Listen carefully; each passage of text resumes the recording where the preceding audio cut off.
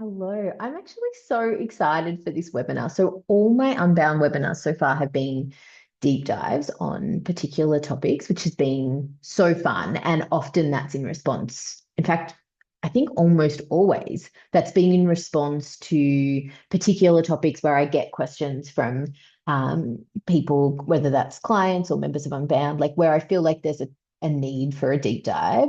But I've wanted to do this for a very long time, which is a webinar solely dedicated to like member Q&A. And I got some wonderful questions. So that's all I'm going to do today. I'm just going to do a member Q&A, answer anything I've got, get through as many as I can. I've got one, two, three, I've got five here, and I've got a couple that came through on Instagram this morning. I think I should get through most of them. So I'll try and keep my answers short enough to get through most of them, which I'm so excited for. Let's get into it. I'm just looking down at my phone because I've got some questions looked at here.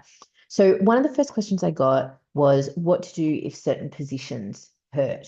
Uh, Pain during sex is unfortunately common, but that doesn't mean that it's normal. So, what I mean by that is that it's not something to be tolerated or pushed through. I'm talking about unwanted pain, not pain that is sought out, which is, of course, not uncommon in the kink or the BDSM world. We're talking about unwanted pain, right? When we are talking about unwanted pain during sex, we are usually talking about genitals, pelvic pain, and the area where I do most of my work is pain in the vulva and vagina area. So that's where I'm going to concentrate my answer on here. Oh, oh, bless me. I'm going to leave that in. I'm not going to edit it out. Um, so uh, pelvic pain during sex, like I said, very common, but that doesn't mean it's normal or to be tolerated. There are a couple of different kind of main reasons for pain for vulva owners. Some of the most common are on the external. So that is the vulva, the skin. There are a couple of skin conditions or vulva conditions that can cause pain. So there's things like lichen sclerosis and vulvodynia, which are like, depending on how they're experienced, can be like pain, burning, stinging sensation on the outside of the genitals, which can be felt during sexual interactions, during touch, sometimes during penetration. So that is one type of pain. The internal pain, based on this question, the internal pain that I think is being referenced in this question, given that it references positions, can be experienced in different positions based on a number of different factors. Some of those include gynecological conditions like endometriosis. So, endometriosis is where the uterine lining grows outside of the uterus in other parts of the body, and that's very inflaming and very painful. Vaginismus, which is a contraction or tightening of the vaginal wall muscles. So, if you imagine these fingers are trying to go into the vagina and the muscles around the vagina are like tightening, they're squeezing. And sometimes they can squeeze like that and even prevent penetration. So vaginismus can mean that penetration is painful or impossible. And when we're talking about penetration, we're talking about potentially a penis, toy, fingers, but even a tampon. So this is particularly common. Vaginismus is actually like not uncommon to develop. And it can develop, sometimes we don't know the cause. It can develop, though, as a result of a time when penetration was painful. And it doesn't take much for this to develop because the body is very clever, it's very protective. So, for example, my own lived experience of vaginismus was that as a young person, trying to use a tampon and not inserting it with as much care for that part of my body as I should, and it was painful and that was scary for me. I was young, I was on my own, no one was showing me how to do it. And that was pretty scary for me. And my body learnt that penetration then was to be feared, that it was going to be painful, right? Other possibilities are changes to the vagina. That can be things like pH balance, time of the month. Like there's so many things that can change the experience of the vagina. And the final reason that sex can be painful is the size of whatever is penetrating us and the angle. So if we're talking about potentially a toy or a penis, depending on its length or width, it could be hitting the cervix, which is very painful. Um, but it could also be irritating the lining of the vaginal wall. If the vagina is not lubricated enough, that is going to be very irritated and painful. It's why lube is your best friend. So they are some of the reasons why sex can be painful. But the question here is what to do if certain positions hurt. So a couple of different things. Everything I just said, it would be really important to understand what is the cause of the pain and what can I do to mitigate the impact of that. So for example, if it's about needing more lubrication, lots of lube. Lube inside the vagina, lube on the object, penis, toy, whatever it is that's doing the penetration, lots of lube. If it is about the penis or the toy hitting something like the cervix, or just hitting at an angle that doesn't feel good for whatever reason, the obvious advice that might sound obvious here is, of course, to experiment with different positions. But I want to add a couple of things to that. Firstly, unwanted pain during sex can be traumatic for the body. And as I said, the body is smart. If it learns that something is like painful or to be avoided or feared, it will make that thing harder to do, like what I was saying about those vaginal walls tightening. So what I want you to be thinking about here is not pushing through a position that is painful, saying something and changing positions reasonably quickly. And I think sometimes we feel like that can be a bit hard to do. So I encourage you to have some language prepared to do that. Like, oh, can we try that's hitting there? Can we try something a little bit different? I'm really enjoying the feeling of you inside me or the feeling of that toy, but can we just change it to try this one? But the other piece of advice, my final piece of advice here is don't skip furniture. There are some excellent aids out there that can make a world of difference to a position. A really obvious example is in missionary position, where the receiving partner, so in this case, I'm going to use some really heteronormative language. I'm going to say if you are a woman having sex with a man, for example, and you are the receiving partner, so you're the woman lying on the bottom, having a cushion, and there are sex pillows, cushions that are designed much more firmly than regular bed pillows, but having cushions underneath you will shift the angle of your pelvis and hips, and that will dramatically change the angle of penetration. And it could just be that subtle shift, adding the pillow, adding more elevation. If you're already elevated, maybe adding less, removing elevation.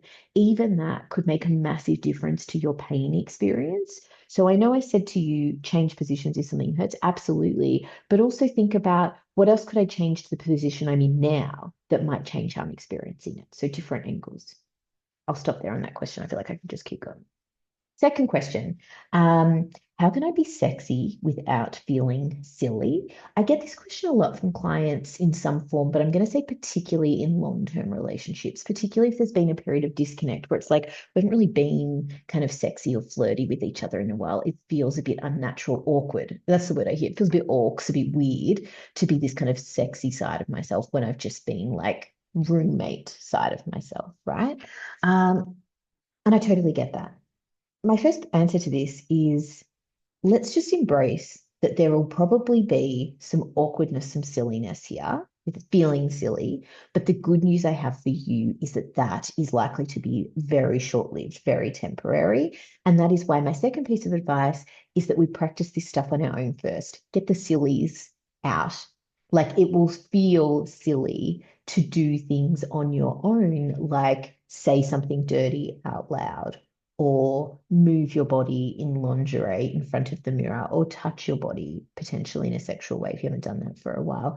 So these ideas of embracing the sexy side of ourselves start with ourselves. I am firmly of the belief that it is helpful to start with ourselves and take our time, as I said, to get those sillies out. The other thing I would encourage you to do here is really connect to body. So I'm a huge fan of doing things like getting all kind of in the zone, whatever that is for you, lingerie, lighting, whatever it is for you, and taking like, and having good music on and like taking sexy selfies. And if you decide to do nothing with them, that's totally okay. You might decide to send them to people, that's cool too. But the point is about getting into that zone for yourself, particularly if you haven't been connected to your sexual self for a really long time. Um, I was going to say something else on that just quickly. Oh, if this is about like a reconnection with a partner after a period of time, like you're allowed to ease into it. So it might be some like flirting, sexting before I'm saying something verbal. But I do want to, again, just make space for the fact that it might feel a little silly and awkward for a while. I don't have advice for you to not experience the silly, awkward feeling. My advice is that, like, that's part of it. Embrace it. The first time we do something, there's it's a learning. There might be some awkwardness. Let's not bother trying to avoid that. Let's just embrace it, presume that's going to happen, and know that we can move through that. That can be tolerated. My final piece of advice here is like sex is supposed to be fun. So, like, you're allowed to laugh with your partner. It's okay if I say something new in the bedroom and it doesn't quite land, and I'm like, oh, that felt awkward. And we have a laugh about it. It's vulnerable. Yeah, it's vulnerable, but sex can be vulnerable. In fact, I hope it is sometimes. I think that's where there's some real magic to happen. So there are a couple of tips for sexy and silly. Another question that I got, oh, lingerie recommendations. So, I'm a huge fan of lingerie and I really love shopping for it. I really do, but it is such like, it's so hit and miss online. So there are a couple of shops I'm going to recommend, but actually my first piece of advice here is to go into a shop where you can try lingerie on and get a feel for styles, right? So this is places that I certainly recommend places with diversity and of course size inclusivity. I think that places like Maya have a pretty good range. Even bras and things have not a bad range. The point isn't to find something in there that you like, although you might. The point is to try different styles, pick up different styles of underwear. Even if I just take bottoms, right? Pick up like high-waisted, pick up full brief and G-string, right? Same for bodysuits, like try on a range of different bodysuits, different materials, different cuts. Like there's bodysuits where there's like sculpted cups around the breast. There's bodysuits that don't have any sculpted cups around the breast and just go like all the way down. Nighties, suspenders, stockings. Go and try them all on so you at least can get a feel for stylistically what do I feel good in. The key, the key always with lingerie is what do you feel good in? What's going to kind of help you connect to that sexual part of yourself if that's what you're wearing it for. It's just kind of a nice follow on from the last question, actually, around doing the things that connect your body to feeling good. For me, I feel more sexual and more available to be sexual if I have taken some time to set the mood of the environment, but also tend to myself. Whether that's could be anything, could be spray tan, could be shaving my legs, could be lingerie, could be having a glass of wine while I've gotten ready. Like it's different for everyone. But the point that I'm making is take the time with ourselves, and lingerie is no different. My other piece of advice about lingerie is don't follow like fads or trends that you see around that are just you're not going to feel good in. So, for example, I'm really happy to share an example of my own. I mentioned before there are bodysuits that are like sculpted with cups. They actually have like a sort of underwire here. And then there are bodysuits where it's like just sheer all the way down, right? Or like just material all the way down. Or like camis, where it's just loose material all the way down. That doesn't make me feel good. In my chest, in my breasts, right? I don't feel good without some support around the girls. Uh, and my body has changed a lot in the last few years. I have been many different body sizes, and my body has changed a lot since I turned 40. I'm 42 now. So my body has changed a lot, and I just don't feel good if I don't have a bit of support for my chest, right? So I know that. So I can see an ad for like a bodysuit online that's, just sheer or drapey, and I'll love it and I'll covet it, but I'll just be like, I know it's not going to make me feel good. So that's why I'm suggesting going into a store first. Try lots of different styles, even if they're styles you think aren't for you, and just see. Just see, right? So some recommendations. Once you know what kind of styles you like, I want to make a couple of different kind of recommendations. If you are after something fun, novelty, or role play costumey, you can't go past some of the big online outlets, like Wild Secrets, Love Honey. I actually have a discount code for Wild Secrets. My code is Laura20 and you get 20% off. And their stuff's already really reasonably priced anyway. But those kinds of websites, you can get something that's like cheap enough if you just want to try something different. Or if you want to try for a particular kind of style, costume, something your partner likes, whatever, right? So if you're kind of not fast and it's not really an investment, you can try that. For run-of-the-mill kind of like lingerie, I already mentioned before some bricks and mortar stores, Maya, Bras and Things. I reckon they're pretty good. Um, Honey Birdette is I have some issues with their advertising and lack of inclusivity. Their stuff has some size inclusivity, some, not as extended as I would like, but maybe more extended than other stores. Their stuff is expensive, in my opinion, overpriced, but when you grab a sale, it's good. And their stuff is good quality and their stuff is sexy. Uh, there's I was going to say something about their size. Oh, I've shopped from them quite a few times. Their size guide on their website is very reliable. So take the time to like take those measurements and work out what's right for you. But of course, you can swap it if it's not right.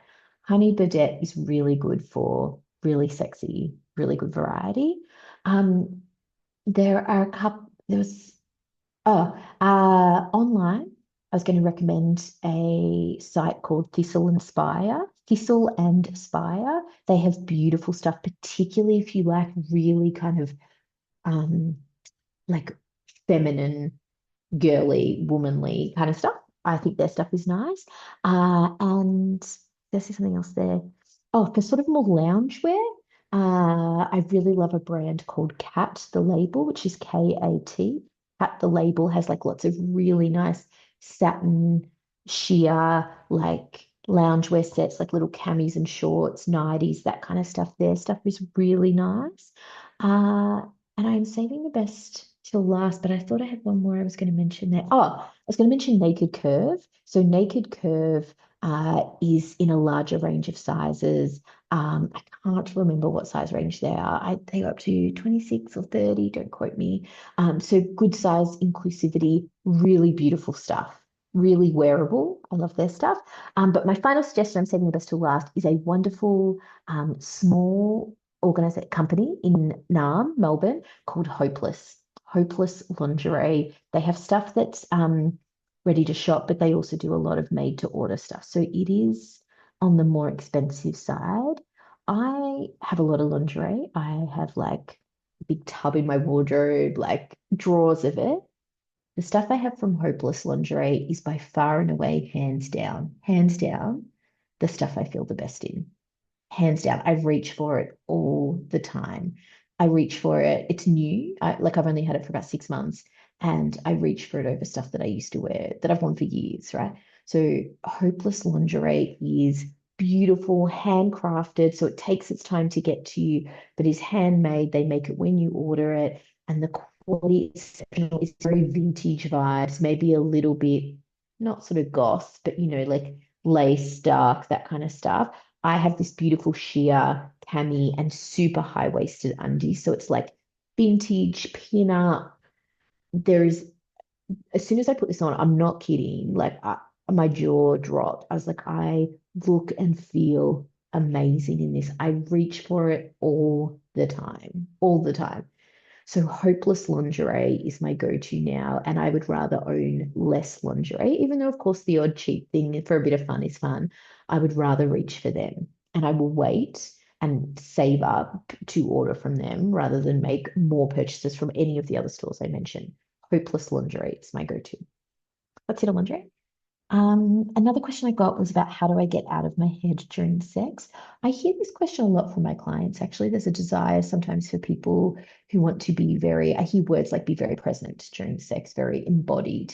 And when people use that word, I'm always really curious about like, what do they mean? What do they imagine? And I think sometimes people have gotten into their head this idea that it's possible to have sex where you are like in some sort of state of nirvana and you are like totally present and not having any thoughts. It's just you and the person or people in this moment, no thoughts, time is not a concept. Like we don't have 1 second of distraction. And like that's not most of the sex that is being had in the world, right? Like, let's be realistic. Sometimes you're going to be distracted by a thought of some random, like, oh, that feels weird on my skin, or I didn't send that email to my boss, or what was that noise outside, or is one of the kids coming in, or I'm cold, or whatever, right? So I really just want to kind of make space for the fact that, like, the point here isn't to get too hung up on like having a mind free of thoughts,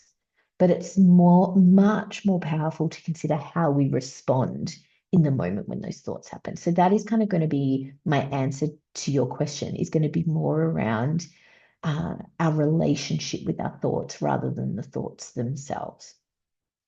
So, what does getting in our head mean during sex? It usually means the things that I hear commonly are that it usually means distraction. Some of those things I said before, like, great, now I'm thinking about that thing I'm going to do at work tomorrow, or the thing I forgot to take out the freezer or whatever.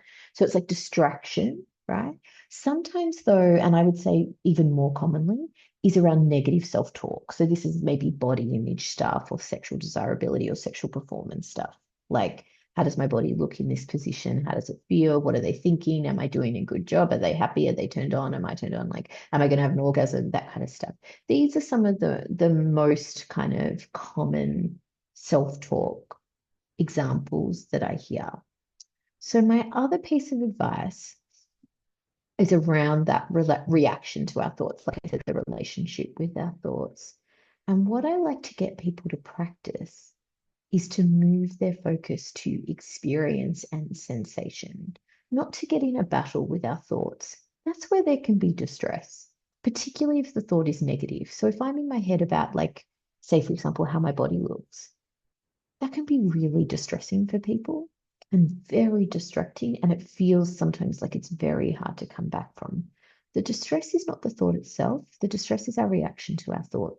So if I have a thought and then I'm filled with other thoughts like, oh God, this is true, I'm disgusting, great, now I'm stuck with this thought. This thought means I'm never going to have an orgasm. I'm too distracted now. This is ruined. I better just stop. They can probably tell. Like, it's the reaction to the thought that can really mess with us. So actually what I like to get people to do is shift that focus back to sensation. So what I mean by that is, rather than getting into a debate with my thoughts, I'm going to bring my attention to, what do I notice in this moment? And that's coming to senses. What can I smell? I can smell this beautiful candle in the room. What can I see? I can see the flicker of the candlelight. I can see my partner's naked body. I can see the ceiling above me, whatever it is. What can I hear? I can hear the sexy playlist that's playing. What can I taste as I put my mouth maybe on my partner's skin, or we kiss or whatever? And what can I touch? Right? What can I feel? I can feel the sheets underneath my body. I can feel my partner's hand on my hip. I can feel his mouth on my neck, whatever it is. Bringing my attention to sensation. And rather than getting into a battle with my thoughts, just being willing to notice in this moment, literal moment right now, what is the sensation I can bring my attention to? And in this moment, what is that sensation like for me? If it's about my partner's mouth on my neck, for example, what does that feel like? What happens in my body when he kisses me there? Where else does my body react? What's this moment like with my partner? Like, these kinds of sensation-based, experience-based noticing is going to go a long way to feeling like it's not gonna like eradicate distraction. It's not a thing, but it's going to help you feel like in moments where I am distracted, I'm able to bring myself back. And that's very empowering for people.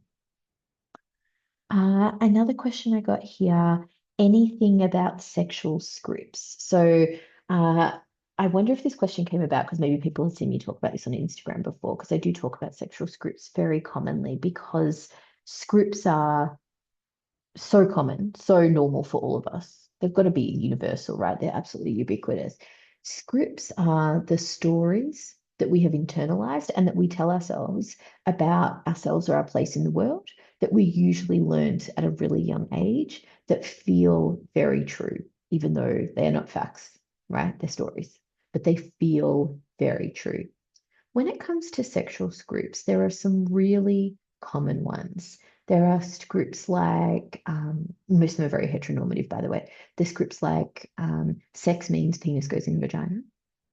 Sex is over when the person with the penis ejaculates. Men want sex more than women. Men always want sex.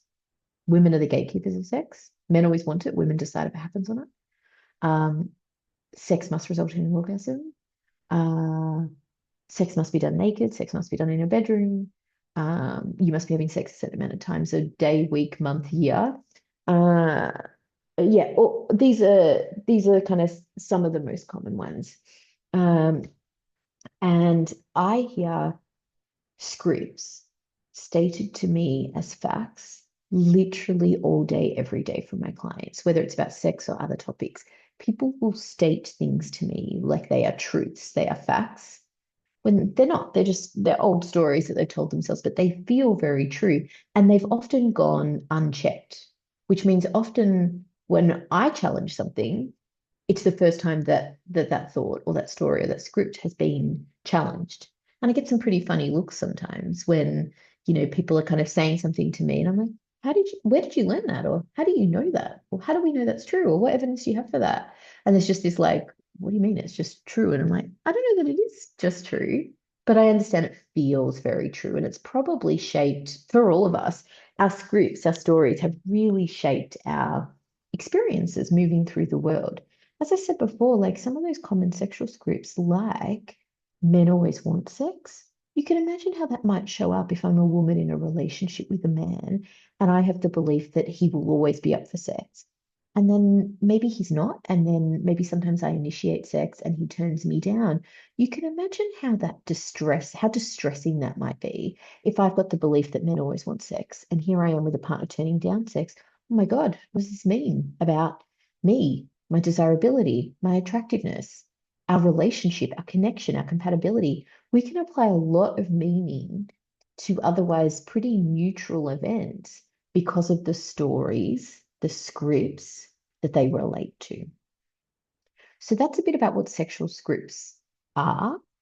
The work that I do here with my clients is about helping them unlearn. Oh, well, first identify what their scripts are, right? Identify what they are. Create some space to kind of explore the possibility that maybe they're not facts and start to kind of challenge them, kind of like tackle them, and then work out with that client, sorry, what else would we like to believe here? If I didn't believe this, what could I believe instead? And what actually do I have evidence for? So, in the example I gave before, like men always want sex, which we know is absolutely not true. There's a lot of evidence to suggest that men also experience variable levels of desire. Men and women, all humans experience desire and libido fluctuations. Lots of desire is experienced responsively. I've got a question about responsive and spontaneous desire. So given that we know this to be true, I can provide this kind of education to my clients to help them start to challenge their unhelpful beliefs and scripts and start to take on board some newer, more helpful, and usually more accurate ones. Because a more helpful script, like libido and desire always changes, and that's normal. Incompatibilities in desire in a relationship are totally normal and common and can be navigated successfully, and they don't point to incompatibility. These are not just more helpful scripts, but they're also rooted in research and evidence. They're also true. So they're helpful, they serve us, they're true, and they are the antithesis, usually, of really old, unhelpful scripts that we've been moving through the world with. So that's a bit about sexual scripts, what they are, how we can start to unlearn them. The good news I have for you, by the way, that I do want to highlight is that we can unlearn and learn new scripts anytime. Like it is never too late. So I love to do this work with people. As I said, it's often the first time they've had a belief kind of get challenged after many years, maybe even decades of it going unchecked. And that in and of itself can be hugely powerful for people to go, oh my God, I've just been like stating this as a fact for years, decades. And you're right, it's not a fact. Feels it, still feels true. It's not going to magically feel untrue, still feels true. But I'm starting to realize this isn't actually a fact. This is rooted in my experiences, my upbringing, my developmental history, my early relationships and attachment, all of that kind of stuff. So that's a bit about sexual scripts. Now I'm just going to come up here because I had a couple of questions I noted up here. Excuse me while I have a drink. Hmm. Okay, so I mentioned that I had a question about desire. I might grab that one now. So I had a question specifically about sort of explaining, sorry, the difference between spontaneous and responsive desire. Uh, I love talking about spontaneous and responsive desire because I think it instills so much hope in people who are concerned about their desire levels or their desire discrepancy with their partner. Desire, issues of desire, discrepancy or low libido or low desire is the number one reason people come to sex therapy. It's hugely concerning for people. I am firmly of the belief that is because desire, wanting sex, has been very successfully commodified as a problem to be solved. So there is all sorts of pills, potions, don't get me started on gummies, all sorts of remedies out there for fixing desire. Like if you take this gummy, if you go on this date, if you dress up in this lingerie, if you do this card game, you will just want sex more, right? But sex occurs in a context that is ever changing. And think about all the things you have on your plate and in your life at the moment. And I hope you can take a moment to reflect on how is my physical health, my mental health, my body image? What sort of medications am I on? What sort of work stress do I have at the moment? How's the state of my relationship with my partner? Do I have a partner? Do I have someone available to have sex with? Do I feel safe with them? Do I trust them? Are we having fun together? Are we resolving conflict? Are we laughing a lot? And then also, do I have the environment to have sex in? Like, do I feel like I have privacy and time and comfort? And do I feel connected to my body? And on and on and on it goes. And hopefully it's starting to get you to think around, gosh, in all that context, no wonder my interest in sex naturally fluctuates. I didn't even mention hormones and I didn't even mention the state of the planet, like the geopolitical and climate culture that we are in at the moment. So there are clearly going to be enormous degree of variability in our desire for sex. And I think that is very helpful to understand. The two different kinds of desire, two different kinds of desire that we now recognize are spontaneous and responsive.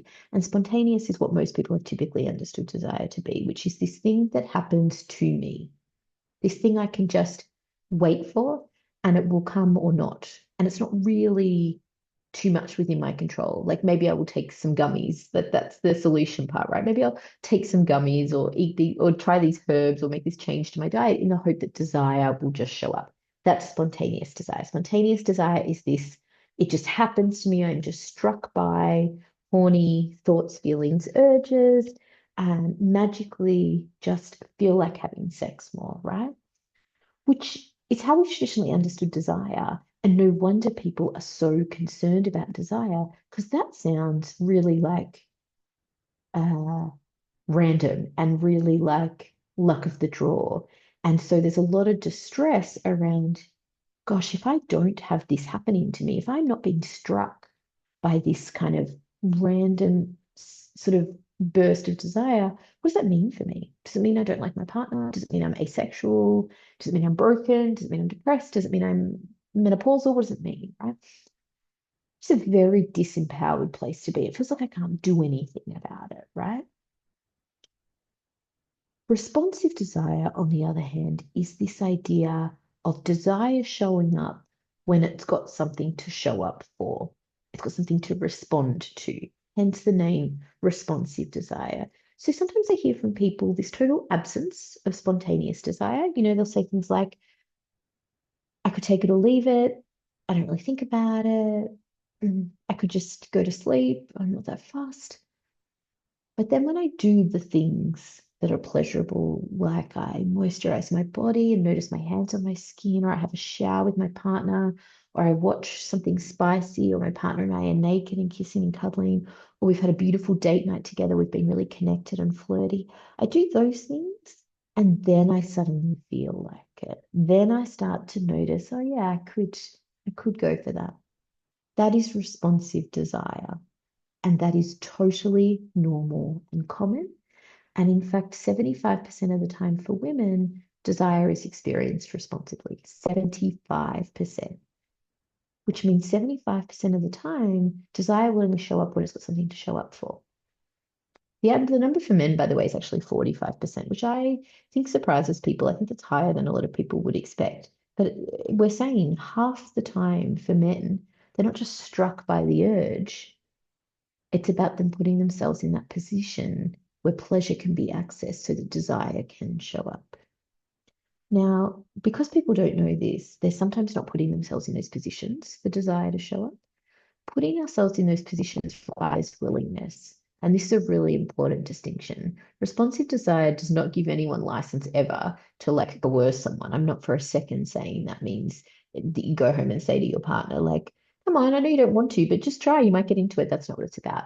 Willingness is about knowing this about myself and being willing to put myself in this position anyway.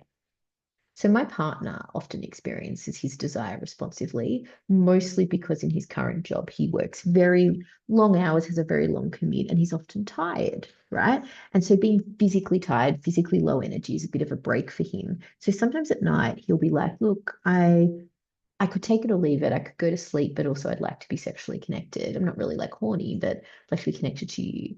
Let's just see. Can we like go to bed a bit early? Can we cuddle naked and like just see what happens? So he's giving me clear, enthusiastic consent, clear willingness, but he's saying to me, my desire is not there. I'm not in the least bit kind of horny, but I'm willing. I'm willing to put myself in a position where the want could show up. And sometimes we might do that and we might get into bed and we're being like romantic and kissing and cuddling. And then he's like, yeah, let's keep going. And other times he's like, oh, good, I'm knackered. Let's just go to sleep.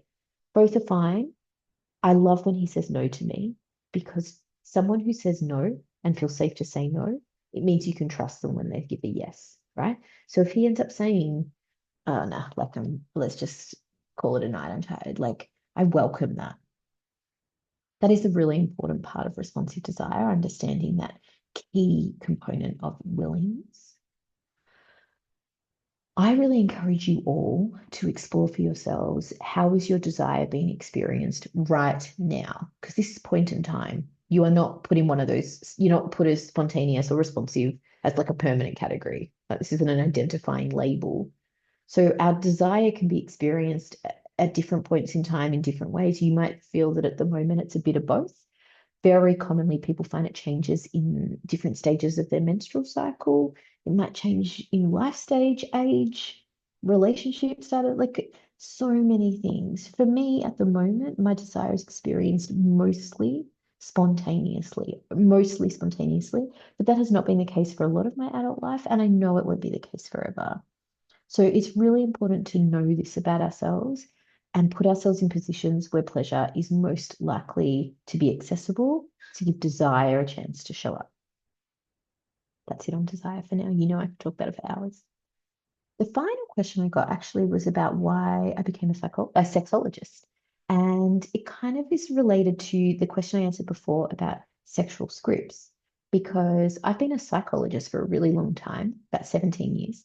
And I've often worked with young people, sort of adolescents or in their late teens or early 20s. And I noticed something happening, which was that people were willing to talk to me about sex and relationships. I felt a couple of things were happening. One, I felt pretty ill-equipped to support them because sex was not part of my training at all. And I soon found it wasn't really part of any healthcare provider's training. But secondly, I noticed that I was hearing things from my clients that I thought were gone, stuff that my friends and I were saying when I was their age, sort of 20 years ago, that I thought wasn't a thing anymore, and I was wrong. Some of them were like those scripts I said before. So I was hearing from my young clients things like, well, I have to do certain sex acts. That's how you keep boys and men interested. Or sex is supposed to be painful. Or I don't ever orgasm with a partner, but I'm told that's normal. I'll never have an orgasm with a partner. All these ideas about sex, these scripts about sex that I had thought had changed and they hadn't changed. So that really motivated me to want to go back and do more studies so I could support my clients. I went back and did a master's in sexual and reproductive health and psychosexual therapy from the University of Sydney. And I finished that back in 2023 and found, if you believe in having a calling, this is as close as it gets. and found that talking to people about sex and relationships uh, lit me up. It really did. I'm so passionate about helping people have better sex lives and better relationships.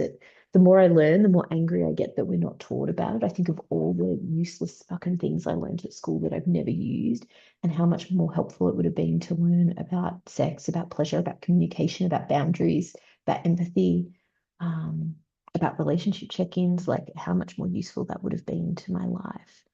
So that is how I became a sexologist and why. And I still work, I consider myself a psychologist and sexologist. So in my clinical work, I really only take referrals now for relationship therapy or for sex related concerns. My work is and always will be very trauma informed. But I love to support people to be able to have wonderfully fulfilling sexual experiences and relationships. That is all the questions I got, I think, that I wanted to answer today. Thank you so much to those of you that submitted questions. They were good ones. That was a really nice mixed bag. I might share, I'm going to go jump on Instagram now and I will share Hopeless Lingerie on my stories so that you don't miss them. Love them. I might go shopping now, actually. That's what I'm thinking. Uh, Let me know though what you thought of this, whether you've got other questions, whether we like a member Q&A webinar like this. I can do more of these and stock up some sort of build up some questions, stockpile some questions. But let me know if you have any questions or any topics you'd like me to do a deep dive on. Oh, I have had some requests actually to do a bit more of a deep dive on sex parties. People are always really curious about what happens there. So that might be something I do in the short term.